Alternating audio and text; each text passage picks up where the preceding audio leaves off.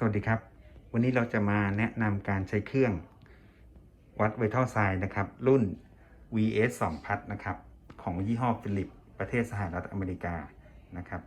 เครื่องตัวนี้ใช้วัดไวทัลไซน์ก็จะประกอบด้วย Non Invasive Blood Pressure นะครับหรือว่า NIBP และวัดออกซิเจนแซในเลือดนะครับหรือว่า SpO2 นะครับตัวอุปกรณ์ก็จะมี1นะครับก็คือครับ BP นะครับซึ่งใช้ตามขนาดของผู้ป่วยนะครับ2ก็คือตัว SpO2 sensor นะครับเริ่มต้นจากการเปิดเครื่องนะครับตัวนี้คือปุ่ม power นะครับคือใช้สำหรับเปิดเครื่อง2ก็คือตัว recorder นะครับถ้าหากตัวเครื่องมีฟังก์ชัน recorder ก็จะสามารถพิมพ์กระดาษออกมาได้3ปุ่ม main screen นะครับ4ปุ่มปิดอะลามนะครับแล้วก็5เป็นตัววัด BP นะครับในการกด start หรือ stop นะครับและตัวนี้เป็นตัววงล้อหมุนหรือว่า knob นะครับใช้เลือกฟังก์ชันแล้วก็กด confirm ได้นะครับเริ่มจากการเปิดเครื่องนะครับกดเครื่อง1ครั้งสัญลักษณ์ที่เราเห็นนะครับสัญลักษณ์ไฟด้านล่างตัวนี้เป็นสัญลักษณ์ในการที่เครื่องกำลังเสียบปลั๊กไฟ AC เพื่อชาร์จแบตอยู่นะครับส่วนไฟด้านบนรูปแบตเตอรี่ก็คือเป็นแบตเตอรี่ของเครื่องนะครับตัวแบตเตอรี่สามารถสังเกตจากหน้าจอได้นะครับว่าระดับพลังงานแบตเตอรี่เหลือมากน้อยแค่ไหนนะครับก็คือตัวแบตเตอรี่ตัวนี้นะครับคือแบตเตอรี่นะครับแล้วจากนั้นก็จะมีตัววันเวลาบอกให้ด้วยนะครับส่วนรูประฆังตัวนี้เป็นตัวที่ใช้สำหรับเซตอะลามนะครับหากเราต้องการเซตอะลามสามารถเลือกแล้วก็กดเข้าไปนะครับก็จะมีการเซตอะลามนะครับของเพานะครับเพาก็จะมีเพาจาก Z หรือว่าเพาจากNBP นะครับและก็สามารถเซตอะลามจาก Z ภายนอกก็ได้นะครับแล้วก็ NBP ก็สามารถเซตอะลามได้ทั้ง Systolic Diastolic แล้วก็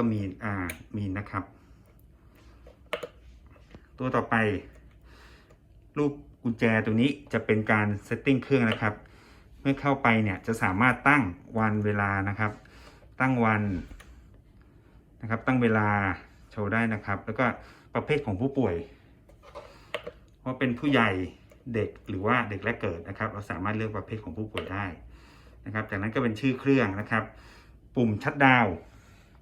ปุ่มชัตดาวน์นี้ใช้สำหรับในการปิดเครื่องเมื่อไม่ต้องการใช้งานนะครับแต่ถ้าหากเป็นการปิดแบบสแตนด์บายก็เพียงแต่กดปุ่ม power 1ครั้งนะครับเครื่องก็จะอยู่ในโหมดสแตนด์บายนะครับเมื่อต้องการออกมาหน้าจอปกติเราสามารถกดปุ่ม main screen ได้1ครั้งก็จะกลับมาที่หน้าจอปกตินะครับต่อไปเป็นตัวนี้นะครับเป็น recorder กรณีที่เครื่องมีฟังก์ชัน recorder สามารถพิมพ์กระดาษได้ก็สามารถสั่งพิมพ์จากตรงนี้ได้เหมือนกันนะครับและอีกตัวหนึ่งก็คือรูปตัวนี้ใช้ในการแอดมิดผู้ป่วยนะครับถ้าหากเครื่องมีฟังก์ชัน recorder สามารถแอดมิดผู้ป่วยโดยการใส่ข้อมูลผู้ป่วยลงไปในช่องต่างๆได้ตามที่ต้องการนะครับคราวนี้เรามาดูวิธีการใช้งานนะครับเริ่มต้นจากการใช้ตัว BP นะครับหรือว่า NBP ตัวนี้นะครับเราสามารถใช้งานได้ก็คือ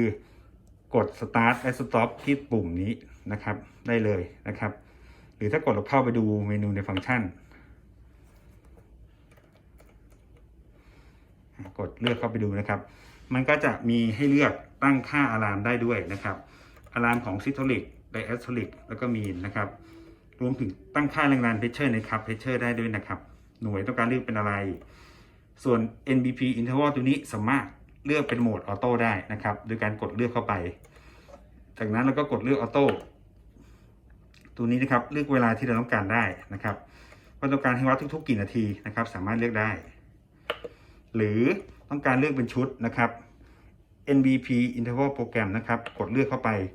เปิดเป็น On ครับจะสามารถเลือกเป็นชุดได้นะครับว่าต้องการแต่ละชุดเนี่ยให้วัดที่เวลาเท่าไหร่นะครับสามารถเลือกเวลาได้ด้วยเช่นกันนะครับต่อไปเป็น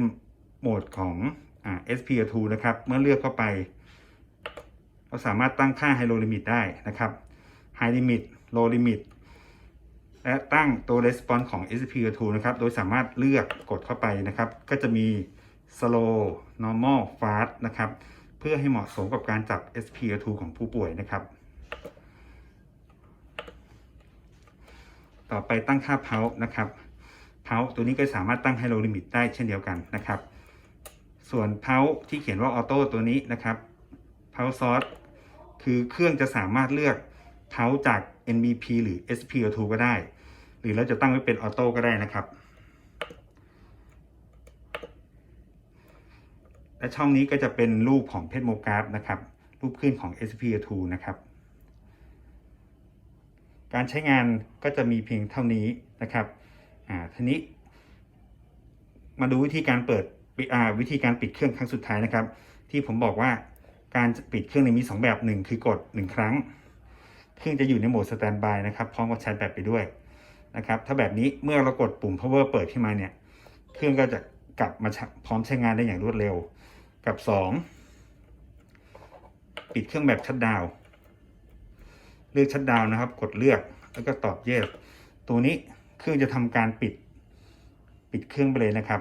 แต่ถ้าเป็นวิธีนี้เครื่องจะไม่สามารถชาร์จแบตเตอรี่ได้นะครับวิธีการใช้งานก็มีเพียงเท่านี้ขอบคุณครับ